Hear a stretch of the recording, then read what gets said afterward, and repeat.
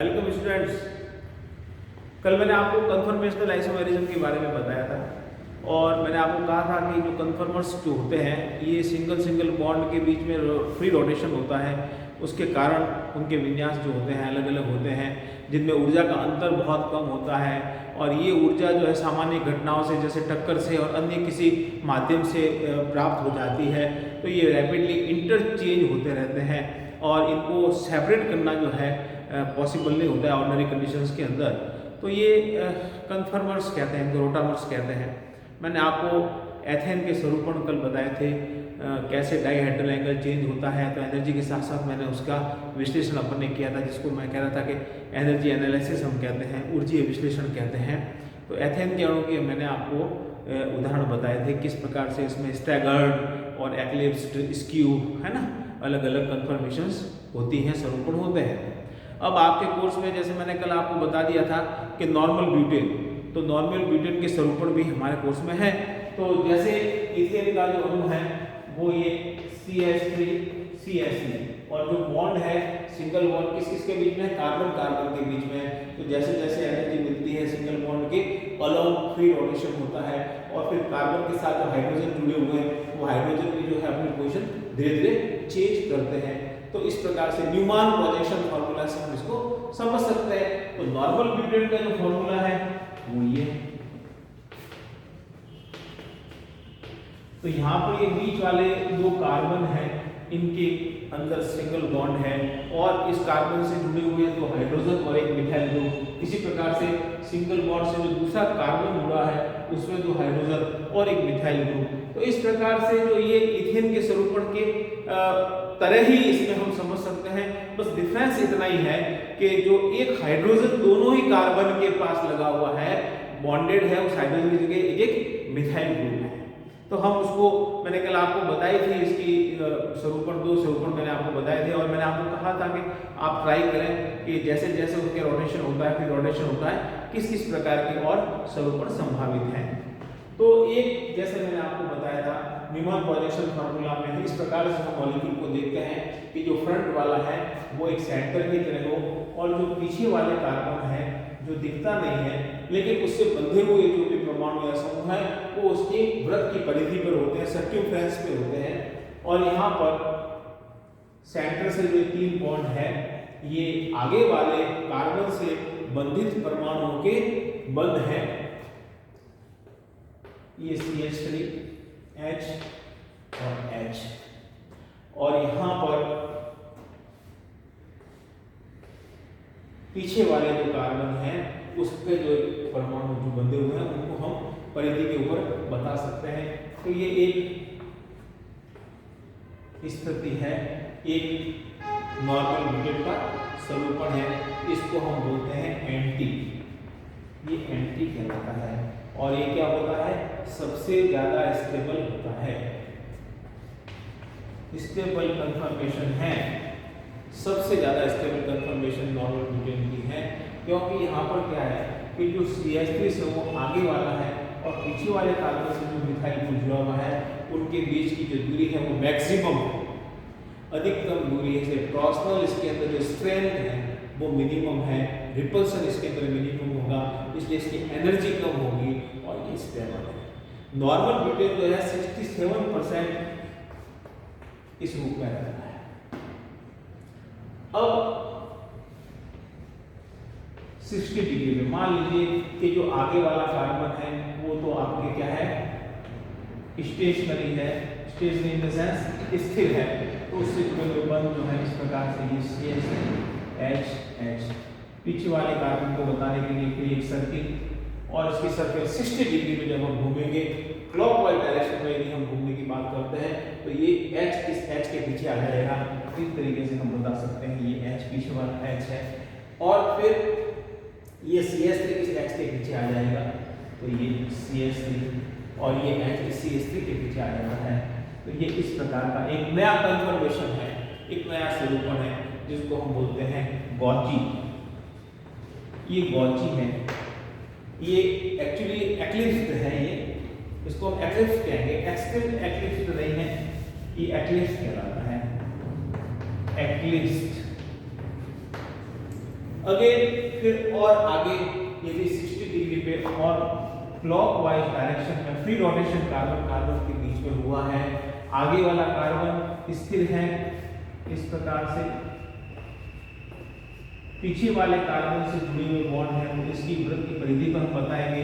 अब आप देखें 60 डिग्री पे आपने रोटेशन करवाया है क्लॉकवाइज डायरेक्शन में, तो ये हाइड्रोजन फिर यहाँ इस पोजीशन पे आ जाता है, ये CH3 ग्रुप इस पोजीशन पे आ जाता है और यहाँ पर एक हाइड्रोजन, यहाँ पर 6 जो है परमाणु दिखते हैं, आगे वाले कार्बन से जुड़े हुए 3 परमाणु और पीछे वाले कार्बन से बंधित 3 परमाणु, सभी सब क्या है दिख रहे हैं, विजिबल है, तो ये कहलाता है गॉची या स्क्यू भी कहते हैं, कहीं भी इसको गॉची और skew conformation of the normal butane, gauche कहते हैं इसको या स्क्यू कहते हैं। अगेन 60 डिग्री पे और यदि क्लॉकवाइज रोटेशन होगा, आगे वाला कार्बन आपका इस प्रकार से रिप्रेजेंट आप करेंगे, सेंटर पॉइंट है और ये CH3H। अब 60 डिग्री पे क्लॉकवाइज डायरेक्शन हुआ तो CH3 क्या होगा, इस CH3 के पीछे आ जाता है इस प्रकार से और इस प्रकार से यहाँ H और H। ये जो पोजीशन है इसमें हमको केवल आगे वाले कार्बन के बॉन्ड ही दिखते हैं, क्योंकि आगे वाले कार्बन से जुड़ा जो CH3 है वो पीछे वाले कार्बन से जुड़े हुए CH3 को पूरा ढक लेता है, तो एक ही बॉन्ड दिखते हैं अपने को। इसी प्रकार से नीचे जो H है वो पीछे वाले कार्बन से जुड़े हुए H को पूर्णतः ढक लेते हैं, इसलिए हम क्या है हम आगे देखते हैं फ्रंट साइड के अंदर तो हमको केवल और केवल 3 ही बॉन्ड दिखाई देते हैं, एक CH3 और 2 H। तो ये कहलाता है एक्सट्रीम एक्लिप्स्ड, इसको चरमग्रस्त बोलते हैं, हिंदी में क्या कहेंगे चरमग्रस्त। और ये हाईली अनस्टेबल है, इसकी ऊर्जा सबसे अधिक होती है। इसका कारण क्या है कि जो CH3 हैं वो दोनों बड़े ग्रुप हैं, बल्कि ग्रुप है, वो उनकी जो डिस्टेंस है इस पोजीशन में इस स्वरूपण में वो कैसी है मिनिमम डिस्टेंस पे है, न्यूनतम दूरी पर है, इसलिए प्रतिकर्षण का मान जो है इसमें ज्यादा होता है, इसलिए स्टेबिलिटी इसकी कम होती है, इसकी एनर्जी ज्यादा होती है, इसको हम कहते हैं चरमग्रस्त। अगेन फिर वापस क्या है 60 डिग्री पे यदि रोटेशन होगा तो आप देखें इसी प्रकार से आगे वाले कार्बन को इस प्रकार से बता दिया, इससे जुड़े हुए 3 बंध को हमने इस प्रकार से बता दिया, ये वृत्त है आपका। और 60 डिग्री पे अब रोटेशन हुआ है तो CH3 फिर यहाँ आ जाएगा, H यहाँ आ जाएगा। अगेन यहाँ पर एक और कंफर्मेशन नॉर्मल ब्यूटेन की प्राप्त होती है जिसको आप क्या कह सकते हैं gauche. Again this is gauche. फिर वापस 60 डिग्री पे रोटेशन हुआ है क्लॉकवाइज डायरेक्शन में, तो फिर क्या है CH3 यहाँ आ जाता है, ये आगे वाला कार्बन आपका इस तरह एज इट इज है और यहाँ CH3 ये H ये H। अब क्या हुआ 60 डिग्री पे इस H के नीचे CH3 आ जाएगा like that, CH3 then H and H। अब आप 60 डिग्री पे और रोटेशन यदि स्टार्ट करेंगे तो फिर पोजीशन कौन सी आ जाएगी एंटी पोजीशन आ जाएगी, क्योंकि फिर CH3 ग्रुप यहाँ आ जाएगा, तो ये पोजीशन सेम होती है। इसको मैं दिखाता हूँ 1 2 3 4 एंड 5 एंड अगेन 6। तो ये नॉर्मल ब्यूटेन के अलग अलग कन्फर्मेशंस हैं, ये एंटी और फिर आपके एक्लिप्स्ड एक्सट्रीम एक्लिप्स्ड गॉची। तो इनकी एनर्जी का जो विश्लेषण हम कर सकते हैं, मैंने आपको पहले बता दिया कि हाईएस्ट स्टेबल है वो कौन सा है, इसमें एंटी कंफर्मेशन जो है वो क्या है सबसे अधिक स्थायी है, उसकी ऊर्जा सबसे कम होती है। और इसी प्रकार से ये जो चरमग्रस्त है उसकी ऊर्जा अधिक है, वो अनस्टेबल है। तो इनकी ऊर्जा का अंतर का जो मान है वो करीब 4.4 से 6 किलो कैलोरी मोल होता है। जो एनर्जी डिफरेंस इन कंफर्मेशंस के बीच में है वो कितनी है, वो है 4.1 to 6.1 इस कैटेगरी की है। तो ये हालांकि यहाँ पर ऊर्जा का अंतर थोड़ा ज़्यादा है एथेन की तुलना में, जहाँ केवल 3 किलो कैलोरी मोल ही है अंतर, बट ये एनर्जी भी जो है सामान्य घटनाओं से प्राप्त करके नॉर्मल ब्यूटेन की कंफर्मेशन एक दूसरे में क्या रैपिडली इंटरचेंज होती रहती है। तो ये 2 कोर्स में आपके हैं, एथेन के स्वरूपण और नॉर्मल ब्यूटेन के स्वरूपण। अब इसका यदि में एनर्जी एनालिसिस करें अपन ग्राफ खींचे तो मैं आपको ग्राफ के साथ बताता हूँ। ये जैसे हमने ग्राफ किस किस के बीच में खींचते हैं, एक तो पोटेंशियल एनर्जी और एक क्या है डाइहेड्रल एंगल या टॉर्सनल एंगल, डाइहेड्रल। तो जैसे जैसे डाइहेड्रल एंगल चेंज हो रहा है, फ्री रोटेशन हो रहा है सिंगल बॉन्ड में, वैसे वैसे उनकी एनर्जी चेंज हो रही है। तो सबसे पहले मान लीजिए ये एक पोजीशन, ये एक पोजीशन, ये नंबर 1 स्वरूप की एनर्जी है जो सबसे कम एनर्जी होती है। उसके बाद फिर आगे और 60 डिग्री पे जब हो जाएंगे तो यहाँ पे एक्लिप्स है जिसकी एनर्जी थोड़ी ज्यादा है। उसके बाद फिर हमारे पास कौन सा है, वापस गॉची है, गॉची की एनर्जी फिर कम है, लेकिन इसकी एनर्जी जो है इससे ज्यादा होगी, किससे, एंटी से ज्यादा होगी। फिर वापस अगेन ये गॉची और फिर हमारे पास ये क्या है, गॉची के बाद क्या है, एक्सट्रीम, इसकी एनर्जी एक्सट्रीम एक्लिप्स की एनर्जी थोड़ी ज्यादा होगी। Then again gauche form, that is ये एनर्जी यहाँ होगी और फिर वापस क्या है, एक्लिप्स, ये एक्लिप्स आ गया और लास्ट में वापस ये एंटी पोजीशन। तो ये जो एनर्जी डिफरेंस है ये करीब 0.8 किलो कैलोरी पर मोल का होता है और ये एनर्जी गैप करीब करीब मैंने आपको जैसे बताया 4.1 to 6.1 किलो कैलोरी प्रति मोल है। तो यहाँ पर ये energy analysis of the conformation of the normal butane, potential energy में नॉर्मल ब्यूटेन के जो dihedral angle Newman projection formula में जैसे जैसे चेंज होते हैं वैसे वैसे उसकी ऊर्जा का अंतर बताया गया है। यहाँ पर कौन सा है, ये एंटी फॉर्म है, ये आपका एक्लिप्स है, फिर अगेन हियर ये गॉची, देन एक्सट्रीम एक्लिप्स है, again the gauche and the eclipse and finally again the anti form of the normal butane. तो ये असाइक्लिक कंपाउंड के अंदर फ्री रोटेशन होने से ये कंफर्मेशनल आइसोमेरिज्म होती है। तो ये करीब करीब मैंने आपको स्टीरियोकेमिस्ट्री के जो यूनिट के अंदर आपके सिलेबस के अकॉर्डिंग जो है उसको आपको मैंने बताया। अब यहाँ पर ये जो कंफर्मेशनल एनालिसिस हुआ है ये मैंने आपको ओपन चेन मॉलिक्यूल के बारे में बताया है। तो ऐसा नहीं कि केवल ओपन चेन मॉलिक्यूल्स के अंदर ही फ्री रोटेशन होता है, साइक्लिक कंपाउंड जो होती है जिसमें कार्बन कार्बन में सिंगल बॉन्ड है तो उनमें भी क्या है, फ्री रोटेशन होने से अलग अलग कंफर्मेशन होती है, स्टेबल और अनस्टेबल। तो इसका सबसे अच्छा उदाहरण है नॉर्मल हेक्सेन।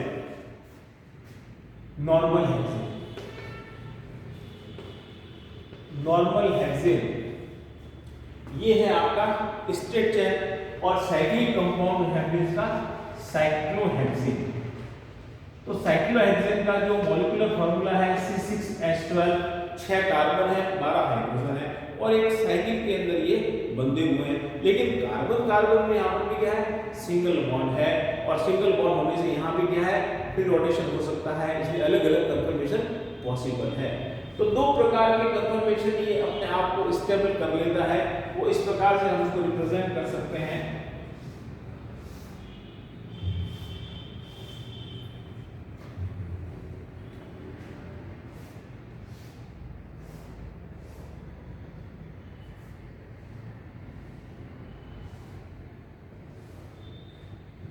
ये दो प्रकार के कंफर्मेशंस हैं किसके, साइक्लोहेक्सेन के।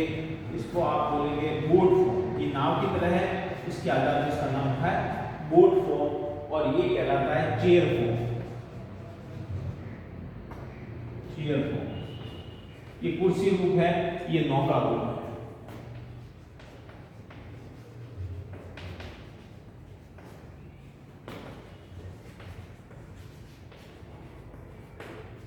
ये कुर्सी रूप है, ये नौका रूप है।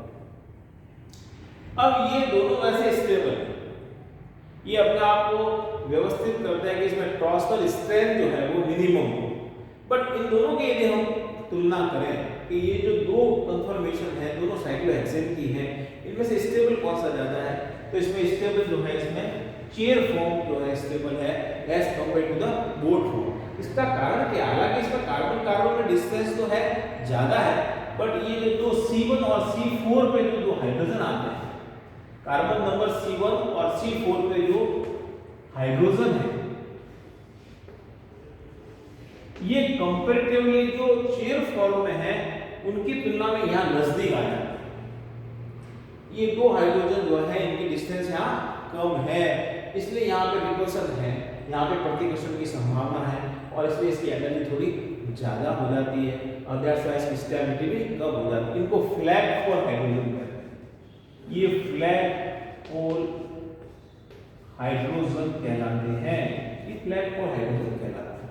तो ये इस कारण से जो यहाँ इस पोजीशन में कार्बन नंबर 1 और कार्बन नंबर 4 इनके जो जुड़े हुए जो हाइड्रोजन है उनकी डिस्टेंस यहाँ मिनिमम हो जाती है, सबसे कम इन दोनों में तुलना करें सभी हाइड्रोजन से तो ये मिनिमम फ्लैग पोल हाइड्रोजन की एनर्जी होने से इसमें रिपल्सन हो जाता है और एनर्जी इसके कारण बढ़ जाती है और इसीलिए इसकी स्टेबिलिटी कम हो जाती है।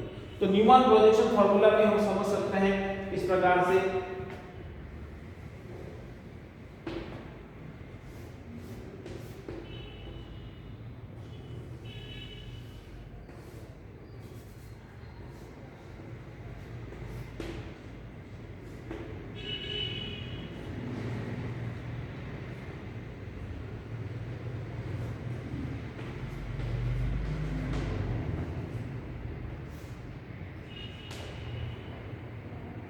ये स्टैगर्ड फॉर्म है, ये चेयर फॉर्म, ये न्यूमैन प्रोजेक्शन फॉर्मूला इसका चेयर फॉर्म जिसमें सभी हाइड्रोजन और CH2 ग्रुप जो है सब अलग अलग हमको दिख रहे हैं। ये Newman projection formula normal hexane का किसका ये चेयर फॉर्म कंफर्मेशन का है।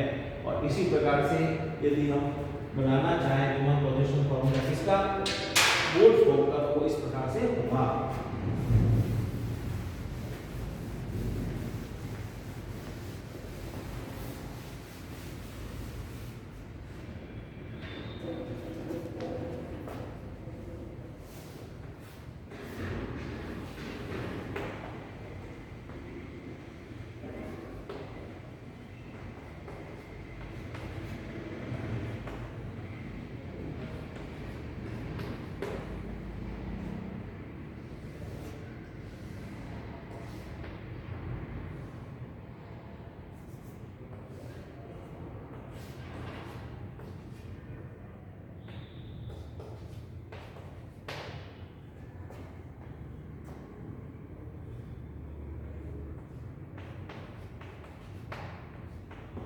इस प्रकार से ये आपके नॉर्मल हेक्सेन का ये बोल्ट फॉर्म है न्यूमैन प्रोजेक्शन फार्मूला। और ये जो हाइड्रोजन है ये कौन से हैं, ये हैं आपके फ्लैग पोल हाइड्रोजन।